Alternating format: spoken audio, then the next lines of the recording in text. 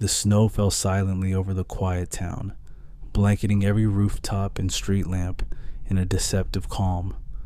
Christmas lights twinkled warmly in windows, while families celebrated inside, unaware of the shadows creeping just beyond their doors.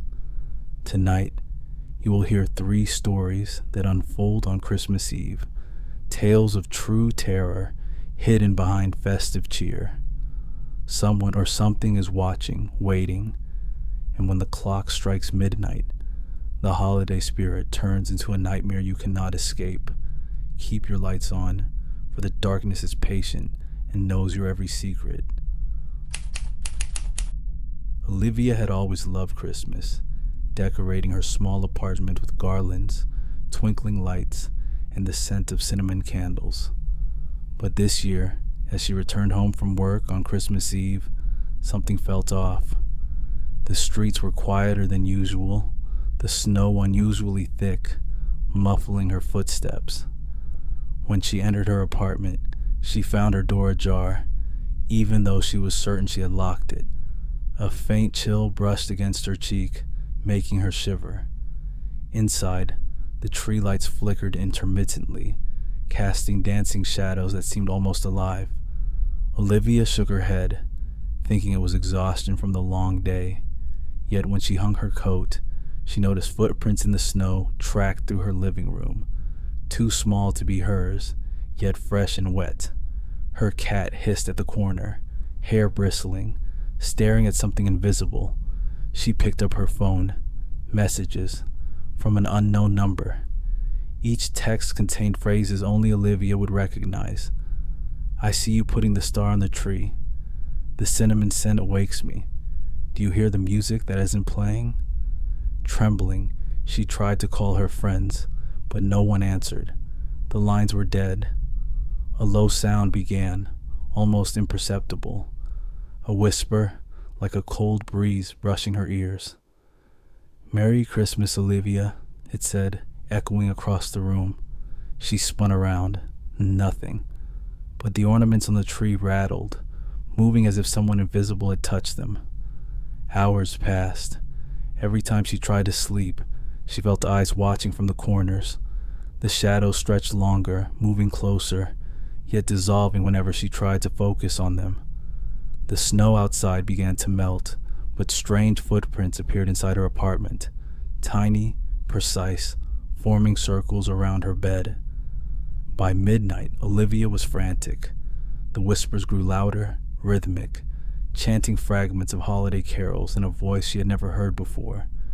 She grabbed a knife from the kitchen drawer, gripping it tightly as the lights flickered violently. The room grew colder. Frost formed on the window panes from the inside. Suddenly, the Christmas tree toppled over, scattering ornaments like shattered eyes across the carpet. In the reflection of a fallen bauble, she saw a figure, tall, featureless, cloaked in shadow, standing behind her. Heart hammering, she turned, nothing. But when she looked back, it was closer, its form shifting, merging with the darkness. Olivia fled to her neighbor's apartment, pounding on the door. No answer. Every door in the hall was empty, dark, silent. The sound of sleigh bells echoed from nowhere, taunting, distorted, growing louder. She ran back to her apartment, desperate, only to find the door locked from the outside. She was trapped. Hours felt like days. The whispers told stories of her past, her secrets and her fears. They knew her family traditions, the songs she sang while baking cookies, the presents she had planned to hide. Every shadow seemed to have a consciousness, circling, waiting for her to make a mistake. As dawn approached, the figure revealed itself fully, its face a hollow void, decorated faintly with frost patterns, its eyes glowing dim red like the embers of a dead fireplace. Olivia screamed, but no sound came out. The shadow extended tendrils, brushing against her skin, freezing her in place. At the first chime of morning, the shadow vanished, leaving only a note beneath the toppled tree. "Next year, I will join the feast." Olivia never celebrated Christmas the same way again, never decorated, never trusted silence, and every snowfall reminded her of the darkness watching, patient, waiting for the next holiday. And as the snow melts and the morning light breaks, remember, what hides behind twinkling lights and festive cheer may not vanish with the dawn. Some horrors are patient, and Christmas brings them closer. Ethan had volunteered to work the night shift at the city hospital every Christmas Eve, believing it was a noble way to spend the holidays. The building was usually quiet, dimly lit, and tonight was no exception. Corridors stretching endlessly under the flickering fluorescent lights. He hummed a carol quietly to himself, trying to ease the tension from a long day of surgeries and patient care. Around midnight, he heard faint laughter echoing from the empty hallways. Children's voices, soft, playful, yet distorted. He paused, heart thudding. The nurse's station was deserted.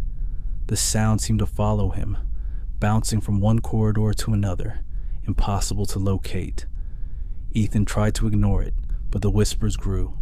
They called his name, repeating it softly, then harshly, then in a melodic chant as if mocking him. He checked the security cameras. The feeds showed empty hallways.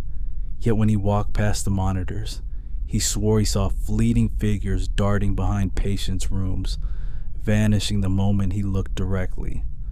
By 1 a.m., the hospital felt alive in a way that terrified him. The Christmas decorations, paper snowflakes and small tinsel garlands, shook violently without wind. The faint scent of pine mixed with something acrid, like burnt sugar. Doors that should have been locked creaked open, revealing rooms with furniture rearranged and shadows darting just out of sight. Ethan heard footsteps behind him, slow and deliberate, yet when he turned, no one was there. He entered the ICU and noticed that the patient's monitors were displaying numbers that didn't make sense. Hearts beating too fast, blood pressure dropping to impossible lows, all perfectly synchronized with a soft hum of a Christmas carol coming from nowhere. He tried calling security, but the phones were dead. The intercom crackled to life with static, then words, "You shouldn't have stayed." The voice was hollow, childlike yet ancient, reverberating through the hallways. Ethan ran toward the stairwell, but every door he opened led back into the same corridor, looping endlessly. At 2 a.m., he saw them, the children, not living children, but pale, distorted apparitions in tattered Christmas pajamas, their eyes black voids reflecting nothing. They floated just above the floor, moving silently, circling the nurse's station, pointing at Ethan, whispering, "It's our night, it's our tree, you cannot leave." Ethan's flashlight flickered and died. He stumbled in darkness, feeling something brush against his ankle. When he looked down, a hand, frozen, icy, translucent, grabbed his ankle. He screamed, yanked it free, but felt a trail of cold cling to him like a second skin. Hours passed, like centuries. Ethan found himself in the hospital chapel, kneeling, though he didn't remember walking there. Candles burned in impossible patterns, spelling messages he could not read. The organ played faintly, though no one touched the keys. Shadows of choir children moved along the pews, their whispers forming one continuous chant. "Stay, stay, stay. It's Christmas with us forever." By 5 a.m., the snow outside had melted slightly, sunlight beginning to creep through the frosted windows. The apparitions receded, but Ethan was left with the chilling sensation that they hadn't gone. They were waiting, patient, tethered to him. Every Christmas Eve afterward, Ethan felt the hospital's corridors whisper his name.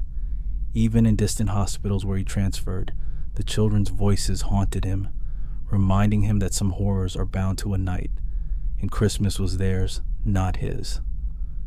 And when the bells ring and laughter fills your town, remember those unseen eyes that watch, the echoes of laughter that never fade, and the nights when the children of Christmas might not be what they seem. Mara had always loved Christmas, but this year she decided to spend the holiday alone in her family's old countryside cabin. The snow was heavy, blanketing the surrounding forest, muffling all sound. The cabin, familiar yet oddly cold, seemed alive with memories she couldn't place. She unpacked her gifts, lit the fireplace, and tried to ignore the unease creeping up her spine. By evening, shadows danced across the walls from the flickering firelight, forming shapes that seemed almost human. The wind outside howled through the cracks in the windows, but she swore she heard knocks on the door. 3 short, deliberate taps, then silence. She called out, but no answer came, only the echo of her own voice bouncing back unnaturally. Mara checked the attic, her childhood memories pressing against her mind. Dusty toys, old decorations, and forgotten letters littered the space, but one item caught her eye. A small hand-carved doll she didn't remember owning. Its eyes, black and glossy, seemed to follow her. She put it down, only to find it later on the hearth, facing her, untouched. As night deepened, she heard whispers in the hallway.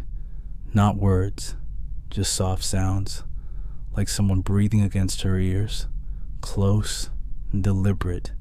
She wrapped herself in a blanket, trying to convince herself it was the wind, the snow, the cold.